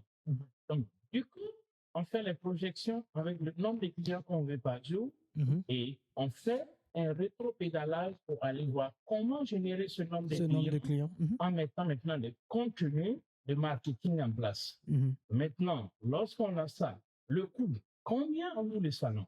Est-ce qu'on est propriétaire? Est-ce qu'on est propriétaire du bâtiment ou bien on loue? Le coût de l'électricité, le coût des employés qui vont travailler avec nous. Je vais parler de la main-d'œuvre, les produits. Lorsqu'on met tout ça sur papier, par mois, le coût du business est peut-être $6,000. Est-ce que dans la projection des recettes, on aura les $6,000? Beaucoup de gens ne font pas ces calculs et ils se retrouvent chaque mois avec des difficultés. Ou ils ne savent pas comment. Ils ne savent pas comment. Et ils n'engagent pas un consultant. Exactement. Tu sais, notre communauté ne comprenne pas qu'aux États-Unis, c'est une très grande industrie. En fait, historiquement, aux États-Unis, quand les gens créent un business, l'objectif derrière, c'est de revendre le business. Même s'ils ne le revendent jamais, mais la manière dont ils structurent le business, c'est si jamais ils ont envie de vendre le business, ils peuvent le vendre 3, 4x, ils appellent ça, ou bien 4x ou 5x. Ça veut dire que si ton business n'a pas besoin de toi, si on t'enlève, toi, sommet, sur ton business de salon ou ton business de trucking, est-ce que le business, il fonctionne de A à Z? From the driver, du conducteur au supplier, où on répare, dispatcher. Si tout est automatisé, les compagnies sont bien structurées. Quand je dis les compagnies, je parle des entités. Est-ce que tu as les trusts? Est-ce que tu as les C-Corp? Est-ce que tu as les LLC, les DBA? Eh bien, si jamais toi, tu décides de rentrer au Burkina, tu peux littéralement vendre ça pour 5 fois ce que la compagnie ramène. C'est bien structuré. C'est pour ça que vous ne voulez pas être la personne centrale de votre business, parce que le premier rôle aux États-Unis d'un CEO, si vous avez un business, c'est d'expandre, c'est agrandir ton business, c'est d'ouvrir plus de... Comme nous, par exemple, c'est toujours acheter plus de biens immobiliers, construire une compagnie de construction dans la maison. Comme ça, on ne doit plus engager une main-d'œuvre, chercher à avoir plus de fonds. Donc, je ne travaille pas dans mon business, je travaille sur mon business. Donc, si tu dois te réveiller le matin aux États-Unis, aller ouvrir ton magasin, t'asseoir sur une chaise, attendre des clients, tu as un travail, tu n'as pas un business. Et si toi, tu n'ouvres pas, le business ne fonctionne pas, tu as un travail, tu n'as pas un business. D'accord? La même chose pour un salon, très très important, les entités que vous utilisez, comment vous les avez structurées, les entités. Est-ce que vous avez des H-Corp? Est-ce que vous avez des C-Corp? Des trusts, des choses comme ça? Donc, pour les gens qui sont mal structurés, prenez l'habitude d'appeler des consultants qu'on vous aide à restructurer votre business d'une manière professionnelle déjà, que si jamais même vous décidez de revendre plus tard, vous pouvez. Mais aussi, très important de structurer les choses d'une bonne manière. Au cas où quelque chose vous arrive, la manière dont vos enfants doivent hériter, c'est très important, la structure. Parce que la plupart des riches ici aux États-Unis, la manière dont ils structurent leurs entreprises, quand les enfants héritent, parce que tu sais jamais, ok, si quelque chose t'arrive, tu sais pas quel enfant est responsable, quel enfant n'est pas responsable, qui va détruire tout ce que tu as travaillé toute ta vie pour. Qu'est-ce qu'ils font? Tu hérites pas du bien immobilier, par exemple, tu hérites du trust, du income from the trust. Mais tu peux pas toucher les biens qui sont dans le trust. Donc, tu dois passer par des avocats. Toi, tu vas recevoir tous les mois des sommes qui ont déjà été prédéterminées. Et toi, en tant que parent, tu peux même rajouter que si l'enfant n'est pas responsable, il n'a pas accès ou bien il doit prouver ci ou ça. Donc, c'est très important de comprendre vraiment le système ici du business. D'ailleurs, même vous pouvez acheter des business qui existent déjà si vous ne savez pas. Business acquisition. Ici aux États-Unis, statistiquement, acheter un business, c'est beaucoup plus facile que de commencer un business. Parce que la plupart des petits business qui commencent tombent en faillite avant les premiers 5 ans. Et tu peux acheter des business qui ont déjà 6 ans ou bien plus. Comme eux, ils ont arrêté de faire des enfants, ils ont un problème qu'on appelle le baby boomer. problème. Donc, il y a plein de gens aux États-Unis, des milliers de personnes qui sont vieux maintenant, qui n'ont pas d'enfants, ils ont que des chiens. Ils ont des business. Et je dis pas ça pour être marrant, c'est littéralement une réalité. Ils ont des business qui veulent vendre des daycare, des garages, toutes les industries. Des industries de logistique avec des camions. Voilà, qui les appartiennent déjà depuis des années. Yeah. Et tu peux acheter ça existe déjà. Il y a un site, la dernière fois, je t'ai entendu parler de ce site. Moi, il y a un autre site que j'utilise, mais je t'ai entendu parler. C'est quoi le site où tu peux trouver des business? On a plusieurs sites. Il y a plein de sites. J'avais donné 2 ou 3 déjà dans les Je connais bizbuy.com, par exemple. Bizbuy est un des sites, mais quand tu vas aller pour acheter, on va te demander ton crédit. D'office. Tu n'as pas forcément. Vous ne pouvez pas échapper à ça aux États-Unis. Pourquoi on ne fait que répéter crédit, c'est capital. Yeah. Alors, Mamadou vient de dire quelque chose de très important. La population vieillissante est grande. Yes. Et c'est une opportunité. Les détenteurs de business pendant 20 ans, 30 ans, ils sont généralement couchés, malades, fatigués. Et on a eu une tradition aux États-Unis, quand les enfants ont 18 ans, ils quittent la maison familiale. Donc, le père et la mère qui sont fatigués, vieux, ils veulent se débarrasser de ce business qui génère des revenus. Donc, si nous arrivons à avoir un bon crédit, nous pouvons acheter des entreprises de logistique avec des camions, avec des bâtiments. Nous pouvons acheter des entreprises, même des salons de coiffure existants, avec des chiffres énormes. Nous pouvons acheter des garages, nous pouvons acheter des maisons de retraite, toutes sortes de business que tu as en tête. Des restaurants, des magasins. Au lieu de te fatiguer à commencer le business. Parce que c'est déjà des business qui ont des financials. C'est des business qui ont des revenus mensuels, qui ont des profits, qui ont des employés qui ont travaillé pendant des années et des années. Tout ce que tu as à faire en tant que nouveau propriétaire, c'est d'avoir accès au compte bancaire et de dealer avec le manager. Tu vas toujours continuer à faire tourner le business. Et si tu vois que, voilà, ça m'a généré 30 000 de profit, tu discutes avec le manager. Qu'est-ce que nous devons faire pour avoir plus et vous vous engagez soit à expert, soit à agrandir l'activité ou à recruter plus de spécialistes et vous allez générer plus. Et chaque mois, dès le mois 1, mois 2, tu commences à générer des revenus. Les nouveaux business sont bons, mais tu dois prendre du temps d'abord d'adaptation, d'acquérir de nouveaux clients avant maintenant de commencer à être stable. Mais un ancien business qui a existé depuis 20 ans, il y a une clientèle déjà qui est là, de base. Et j'ai l'impression que souvent, nous, dans notre communauté aussi, c'est la plupart des gens, ils ouvrent un business parce qu'ils habitent dans un endroit où presque tout le monde dans la communauté a ce genre de business-là. Mais souvent, quand vous avez des idées d'autres business, vous pouvez chercher les coins où ça marche. Et il y a des très bonnes niches, comme par exemple le daycare. Le daycare marche beaucoup. La dernière fois, j'étais en train de négocier 2 avec la même famille. Ils sont même venus chez moi pour voir comment je vis chez moi. Est-ce que c'est propre? Est-ce que j'aime vraiment les enfants? Crédit. Ils ont demandé, même si tu as des partenaires dans les LLC, quand tu achètes le business, ils veulent voir le crédit de tous les partenaires. C'est pas qu'ils ont besoin de ton crédit, mais ils savent que si ton crédit est shit, s'il n'est pas bon, ça veut dire que financièrement, tu es irresponsable. Et s'ils te donnent leur bébé, parce que la plupart des gens que leur business les appartient depuis des années, c'est comme leur bébé. C'est le bébé qui est né, grandi avec eux, donc ils sont émotionnellement attachés. Ils veulent donner ça à une personne qu'ils savent que va garder ce business aussi pour les prochaines années, pas le perdre des mains parce que tu sais pas ce que tu fais. Donc quand tu achètes un business, souvent tu hérites de quoi? Les employés, tu hérites du manager, donc c'est pas quelque chose du toi tu dois aller travailler. Maintenant, c'est est-ce que tu as les compétences d'augmenter le cash flow du business, d'agrandir le business? Est-ce que tu es bon en marketing ou pas? Donc quand tu veux acheter un business, il faut viser une niche où tu as soit une compétence ou tu as quelqu'un, tu connais quelqu'un personnellement qui a une compétence que tu peux faire un partenariat avec. Peut-être toi, tu ramènes juste le financement. Donc, est-ce qu'il y a un financement qu'on a oublié? Parce qu'il y a plusieurs types de financement dont j'aimerais parler dans l'immobilier, comme je reçois beaucoup. Est-ce qu'il y a un financement qu'on a oublié? Oui, on n'a pas parlé de equipment finance. S'il te plaît. Ceux qui veulent acheter des équipements. Ça peut être un camion, ça peut être un véhicule pour transporter patients, ça peut être des équipements des restaurants. Et après, j'aimerais bien sur ce sujet-là que tu rappelles un peu à quel point c'est très important même de connaître quel bureau s'occupe de quel genre de... Alors, donc, le equipment finance, les gens pensent justement les camions solvants. Non. Ceux qui sont dans la restauration, qui veulent ouvrir un nouveau restaurant. Toute la chaîne de cuisine, de frigo, jusqu'à tout le matériel nécessaire pour opérer, peut être financé par une de nos structures. Ce n'est pas forcément du liquide. Donc, quand on parle d'equipment finance, ça va. On utilise dans l'immobilier les salons de coiffure. si tu prends un salon qui veut être modernisé, qui veut acheter toutes sortes d'équipements modernes, des chaises de massage, des stations pour faire les ongleries, des mèches, des produits, tout ça, c'est des équipements qu'on peut inclure dans un financement. Qui n'a rien à voir avec le financement liquide que tu reçois. Donc, il y a ce type de financement. Maintenant, le financement de l'immobilier, ça, c'est toi ton domaine. Je vais te laisser parler des différents financements. Ceux qui veulent investir dans l'immobilier et qui se posent la question où avoir l'argent, comment commencer. Et je travaille, mais je ne peux pas économiser assez pour pouvoir me lancer dans l'immobilier. Qu'est-ce qu'il doit faire et quels sont les types de financements qui existent pour quelqu'un qui a envie et qui ne sait pas par où commencer? Alors, tout revient aussi même dans l'immobilier sur l'objectif, right?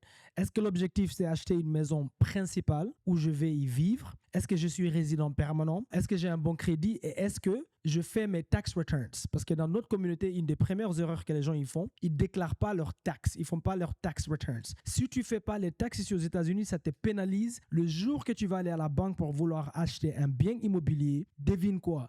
Ils ne vont pas te financer parce que c'est comme si tu n'existes pas dans ce pays. D'accord? Tu n'es pas productif dans ce pays. Donc, il ne faut pas confondre déclarer ses taxes et payer des taxes. La plupart des gens confondent ces deux-là. Tu payes des taxes que si tu es une personne qui gagne beaucoup. Pour la plupart des gens aux États-Unis, tu gagnes à peine quelque chose pour payer quoi que ce soit dans les taxes. Déclarer les taxes et payer les taxes, ce n'est pas la même chose. Il ne faut pas confondre ces deux-là. Il y a que les gens qui gagnent beaucoup, 100 000, 150 000, 200 000, 300 000 l'année, qui payent des taxes. Et même eux, c'est s'ils ne connaissent pas comment utiliser le véhicule comme l'immobilier pour déduire le taxe sur leurs revenus, qu'on appelle ça les revenus actifs. Alors, si tu es quelqu'un, ton objectif, c'est aller acheter 4 étages. Tu vas vivre sur un, tu vas faire louer les autres. Ici aux États-Unis, jusque 4 étages, c'est considéré comme une résidence principale en fait. C'est pas commercial real estate, d'accord? C'est considéré comme single family. Donc ça s'appelle house hacking. C'est le secret caché des riches aux États-Unis. C'est que tu vas faire si tu es résident permanent et que tu as 2 ans de tax returns et que tu as un très bon crédit, 700 credit score ou bien plus. Ton income, on s'en fout. Que tu fais Uber, que tu travailles dans un salon de coiffure, que tu travailles dans un restaurant, à l'hôpital, on s'en fout, que tu es avocat, on s'en fout. Tu peux viser des financements comme FHA. C'est un financement gouvernemental où tu ramènes sur la table que 3,5% d'apôtres, d'accord? Et ils vont te financer entre 95 à 97% de l'achat. Et non seulement ça, ils vont aussi prendre les étages où tu ne vas pas vivre, les revenus locatifs potentiels que tu vas ramener là. Ils vont les rajouter sur ton salaire pour te qualifier. C'est pour ça que c'est plus facile et plus simple de se qualifier pour plusieurs étages qu'un single family. Parce qu'un single family, ils peuvent regarder que ton income et tes tax returns parce qu'il n'y a pas de revenus qui rentrent. Tu comprends? Donc, si c'est ça l'objectif, il y a VA. VA, c'est encore mieux, même que FHA. Parce que VA, c'est pour les gens qui sont à l'armée ou bien si tu as quelqu'un de la famille directe qui est à l'armée et qui te donne accès. VA, si tu le fais les choses bien, tu peux même acheter jusqu'à 3 maisons avec ton VA. Tu peux acheter jusqu'à 3 triplex ou 4plex avec ton VA. Ça dépend de la capacité que tu as accès. Ça dépend de ton grade. Il y a plusieurs facteurs à prendre en considération quand tu es à l'armée. D'accord? Et maintenant, tu as aussi ce qu'on appelle conventional. Conventional loan, là, tu ramènes dans les 5%. Ça, c'est pas gouvernemental. Donc, VA, FHA, c'est garanti par le gouvernement à la banque. C'est pour ça que la banque, elle est moins stricte avec ça. Et c'est les meilleurs financements qu'il ne faut pas les gaspiller sur un single family la première fois. D'accord? Et d'ailleurs, le FHA, les gens, ils savent pas. Tu peux emprunter jusqu'à 1,6 million maintenant. Wow. Avant, c'était 800 000 max. Wow. Ils ont augmenté jusqu'à 1,6 million. Et ils peuvent même te prêter ces financements-là pour construire ta maison au lieu d'acheter une maison qui existe déjà. La plupart des gens ne savent pas ça. Même construire du multifamily, là, tu peux aller prendre FHA, VA ou conventional pour construire un 4plex ou duplex ou triplex.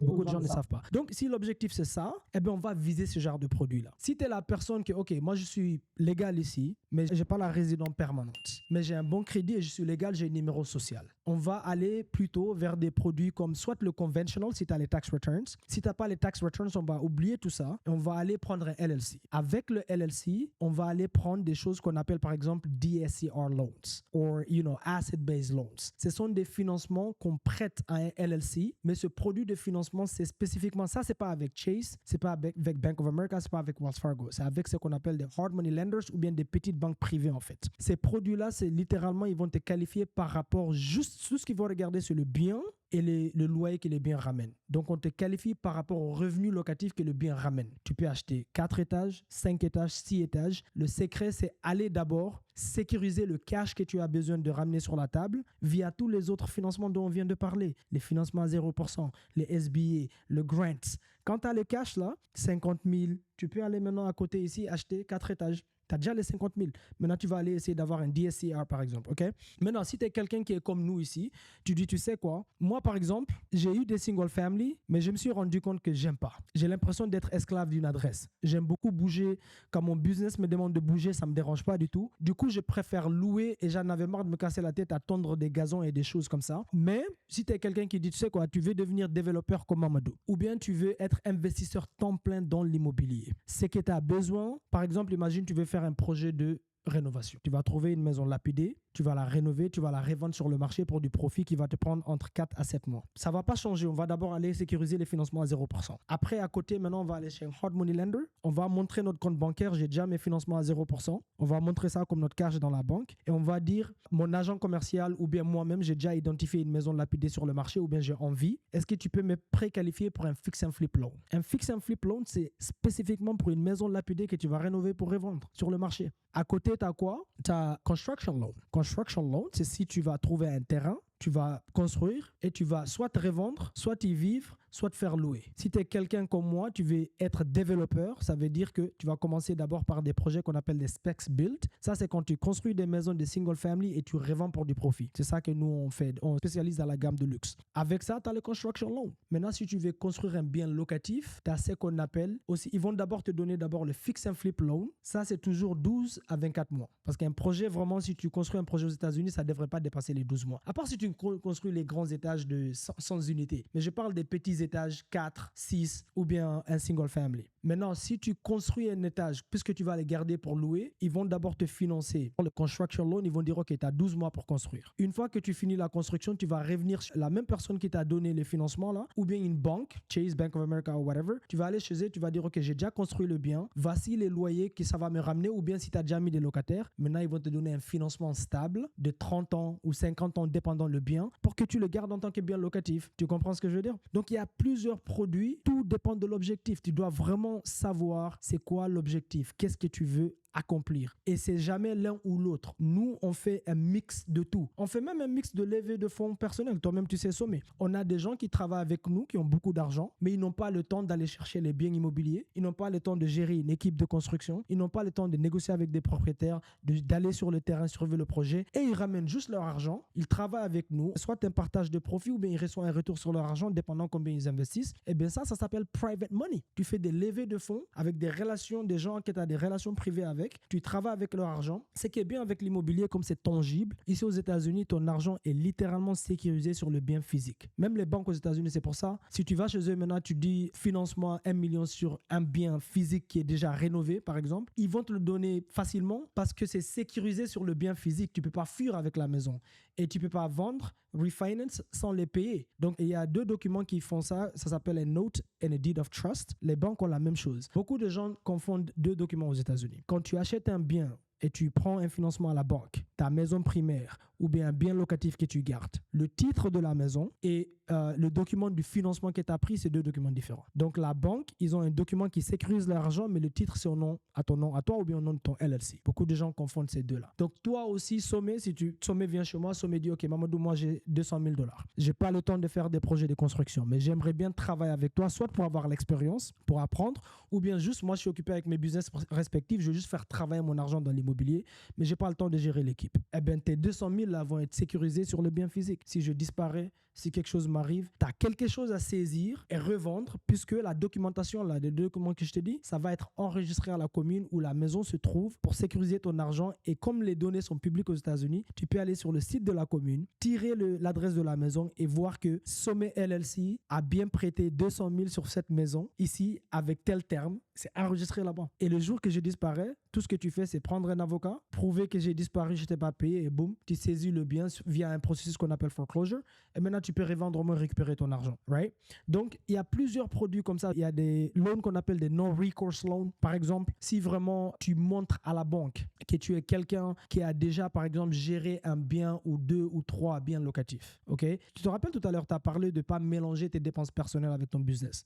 Si tes finances sont bien structurées, ton business est bien structuré, à un moment donné, même, ils vont commencer à te donner des financements pour l'immobilier où c'est pas du tout lié à ton crédit personnel. Ça veut dire que si jamais ton LLC, tu tombes en faillite ou quelque chose arrive et tu abandonnes, ils peuvent pas venir saisir ta voiture personnelle, ils peuvent pas venir saisir ta maison personnelle, la maison de tes enfants. Donc ça s'appelle non-recourse loans.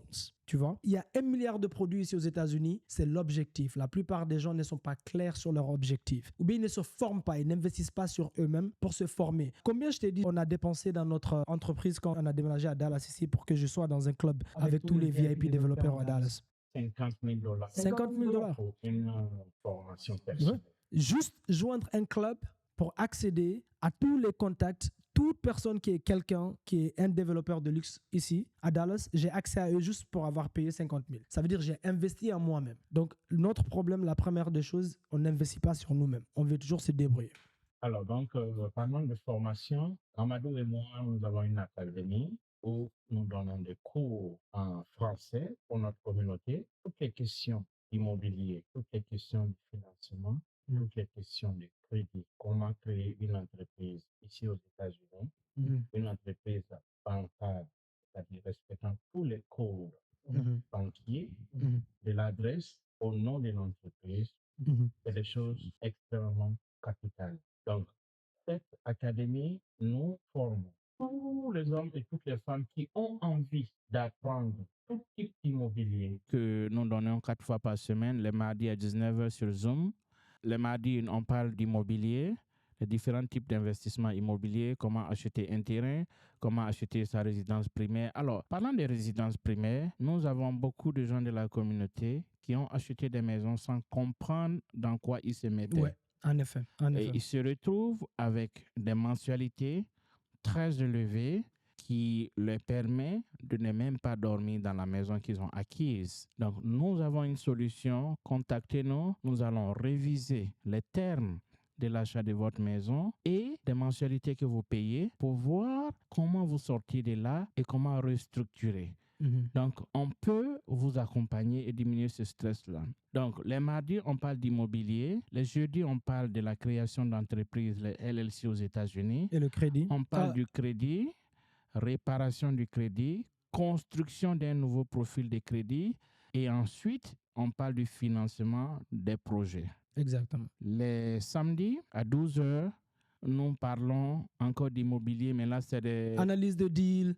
Comment choisir les bons zip codes, Exactement. la différence entre les états bleus, les états rouges, les divers produits de financement qui existent sur l'immobilier, faire des cas d'études et tout ce qui va avec. Et les dimanches, on a un cours de communication sur l'immobilier. Ouais. Savoir communiquer avec les banquiers, les agents commerciaux, comment aller communiquer quand vous allez pour l'interview, pour les financements, et savoir communiquer en général. Parce qu'ici aux États-Unis, comme je vous dis, même pour accéder au grant, c'est quoi? Ton business plan, c'est juste de la communication. Est-ce que tu peux communiquer clair, d'une manière concise et précise? Qu'est-ce que tu veux accomplir? Quel est mon objectif pour les prochains 1 an, pour les prochains 5 ans, court terme, long terme? Donc, la communication, la plupart des gens savent à peine se présenter. Donc, on fait des jeux de rôle où littéralement, je prétends être un banquier, Sommet communique avec moi, m'appelle, ou bien je prétends être un agent commercial, ou je prétends être un vendeur de maison, et il m'appelle et on apprend la communication comme ça. Alors, donc, c'est très important d'avoir ces notions en communication. On a généralement cette question qui nous vient en tête. Est-ce qu'il faut aller à l'école pour être un investisseur immobilier? Est-ce qu'il faut un certificat pour investir dans l'immobilier?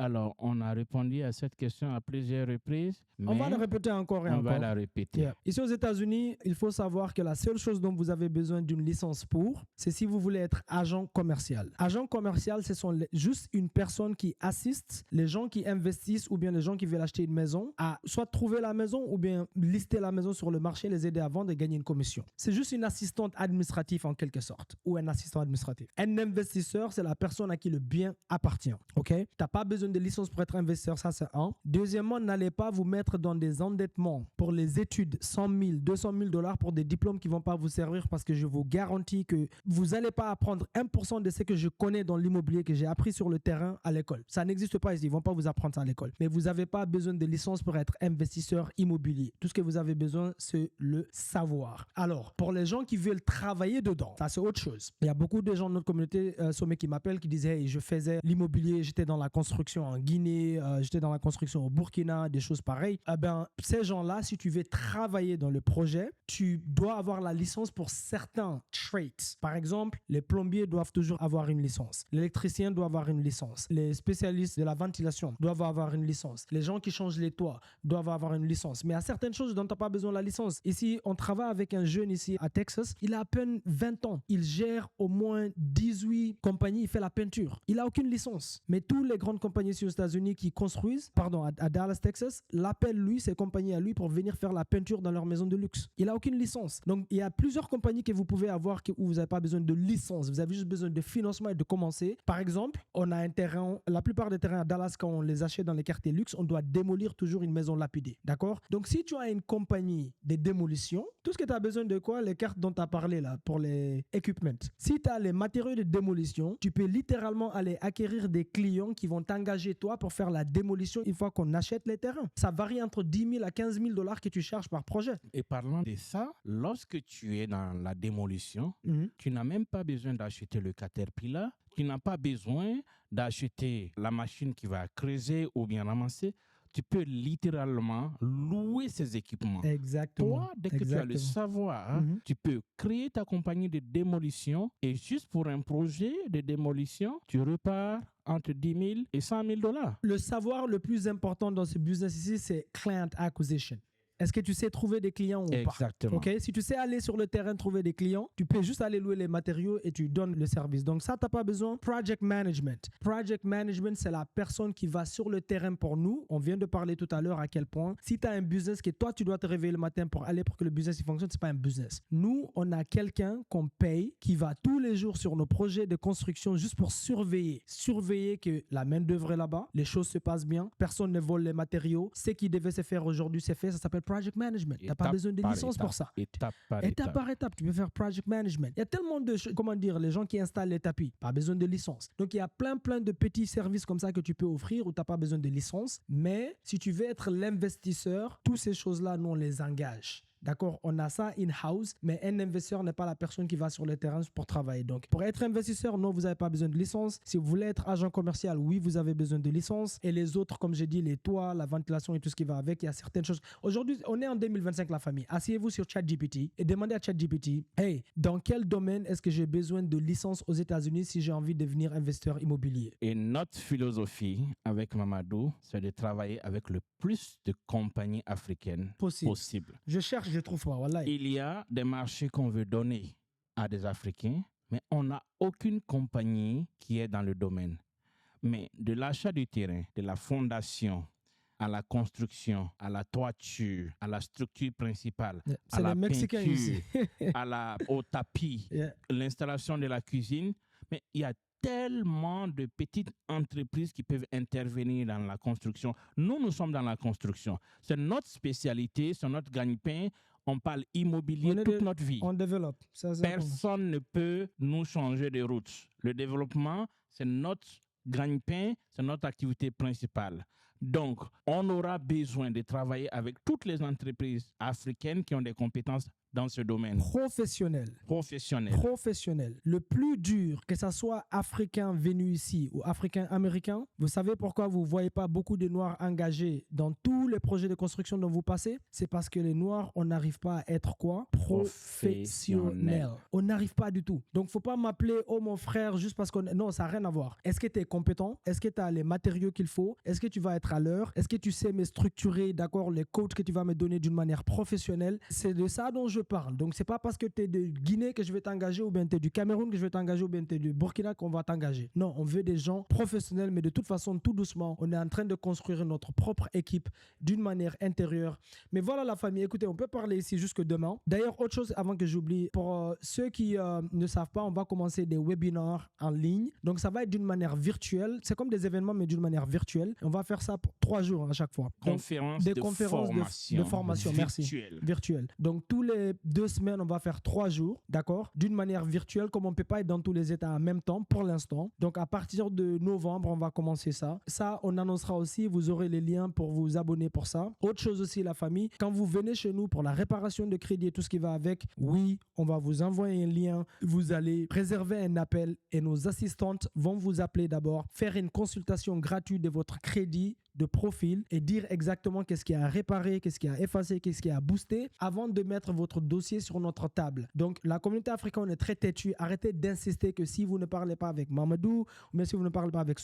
Quand vous allez acheter chez Amazon, vous ne demandez pas « Oh, si je ne parle pas avec Jeff Bezos, je ne vais pas acheter. » Donc, on arrête un peu ça. On a beaucoup ce problème dans notre communauté. On n'a pas le temps de monter au téléphone avec tout le monde, sinon on ne peut pas gérer nos business respectifs. Donc, s'il vous plaît, parlez aux assistantes. Ils vont vous demander tout ce qu'il y a. D'accord? Bien sûr, assurez-vous d'abord que c'est nos liens crédibles. D'accord? Assurez-vous que si vous nous contactez, d'abord, c'est nos liens crédibles. Après, c'est nos assistantes qui vont faire la consultation initiale. Oui. Et c'est après maintenant que Sommet, tu rentres en jeu pour leur donner quoi? Le résultat de leur profil, de leur audit. Tu peux parler un peu de ça parce que je sais qu'il y a beaucoup de Oui, effectivement, résistance. Le processus pour analyser un profil de crédit, il est d'abord méthodique. La première phase, c'est d'abord avoir ton report de crédit. Qu'est-ce qu'il y a dedans? Est-ce que ton nom il est écrit correctement? Est-ce que ton adresse il est écrit correctement? Est-ce que tu as des comptes négatifs? Lesquels des comptes sont négatifs? Quel est le degré de négativité dans le compte? Est-ce que c'est un late payment? Est-ce que c'est un collection charge-off? Est-ce que c'est juste un bankruptcy ou bien un tax lien ou un cash support lien? Donc, beaucoup de nos clients ne savent même pas ce qu'il y a à l'intérieur. C'est comme si nous faisons une chirurgie, on ouvre le ventre du crédit et le client voit, oh, ça, je ne savais pas qu'il était là. Merci, tu es le médecin du crédit. Comme un docteur, tant qu'ils ne te visitent pas, ils ne peuvent pas te prescrire un médicament. Exactement. C'est la même chose parce que la plupart, ils appellent, ils demandent c'est combien. Ben, on ne sait pas tant qu'on n'a pas vu ton profil parce qu'on ne sait pas. On fait toujours des consultations gratuites d'abord pour voir ton profil de crédit. Ensuite, ce profil-là, il doit être audité.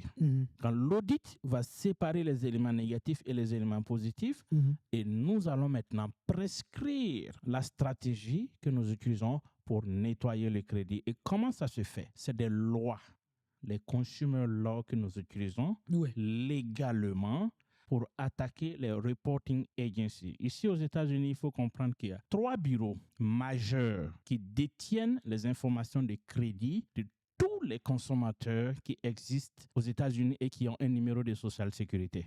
C'est TransUnion, qui est le premier bureau, le deuxième bureau Experian et le troisième bureau Equifax. Ces 3 bureaux, lorsqu'une banque veut te donner un approval ou bien veut t'accepter pour un produit financier, cette banque va consulter ces 3 bureaux. À partir de ton numéro de social, on va leur donner une idée de ton profil et cette banque va accepter ou rejeter. Au-delà de ces 3 grands bureaux de crédit, il y a une dizaine de credit bureaux qui sont dans l'ombre, comme des sous-bureaux, qui détiennent vos informations, qui donnent à ces 3 grands bureaux, comme des sous-bureaux. On les appelle Consumer Reporting Agencies. On en a plein qui détiennent toutes nos données. Alors, donc, je disais que la première étape, c'est d'abord avoir son credit report. Nous vous donnons un lien. Vous commandez votre credit report. Obligatoirement, vous allez donner votre social sécurité d'office. Sinon, vous n'aurez pas votre credit report. Sinon, on ne peut pas accéder. On ne peut pas accéder. Mais il y a l'application qui protège les données, comme tu disais. Absolument. Nous sommes tenus par la loi fédérale de la protection des données. Donc, il y a une application qui protège toutes les données que nous collectons avant de les analyser. Il y a aussi un contrat qui vous permet d'être sécurisé et de nous donner la permission de travailler de façon légale sur votre profil. Donc, après avoir obtenu le credit report, la deuxième étape, c'est l'audit. Notre logiciel va auditer et nous dire pourquoi vous pouvez être approuvé par une banque, pourquoi votre dossier est insuffisant et nous faisons maintenant l'analyse pour vous dire voilà ce que nous devons faire.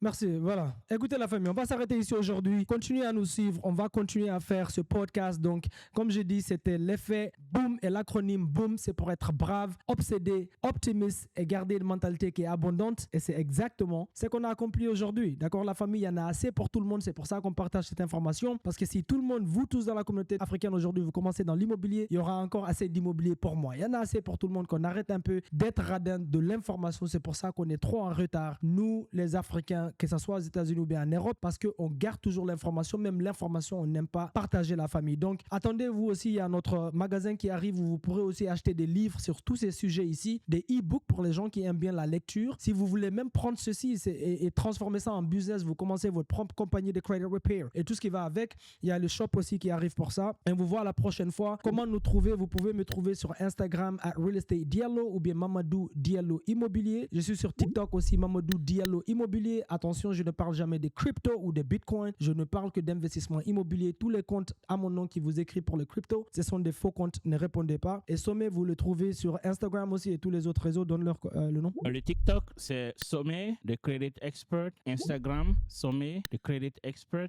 Bientôt, ma chaîne YouTube sera en place aussi parce que je suis bébé dans les réseaux sociaux. Voilà mon professeur Mamadou Diallo. There you go. La famille, on est là, on est avec vous. Donc, aimez la vidéo, laissez un commentaire, partagez s'il vous plaît. Soyez pas radin de cette information. Partagez avec vous, toute votre famille, votre cousin, vos petits-enfants, vos enfants, surtout vos enfants qui grandissent ici, d'accord? Et n'oubliez pas d'aller vous abonner aussi sur la chaîne anglophone pour ceux qui parlent mieux anglais, Mamadou Diallo Real Estate. On va aussi faire le même podcast qu'on est déjà en train de faire, mais en anglais, d'accord? Là-bas aussi, on a une histoire de quoi? 15 000 abonnés, donc allez-y vous abonner là-bas aussi, la famille. Donc, on sert notre communauté francophone. On est en service pour notre communauté francophone et notre communauté anglophone. Vous avez de la chance. On est bilingue, la famille, ok? On voit la prochaine fois. D'ici là, gardez la mentalité. Boum, boum, boum, boum.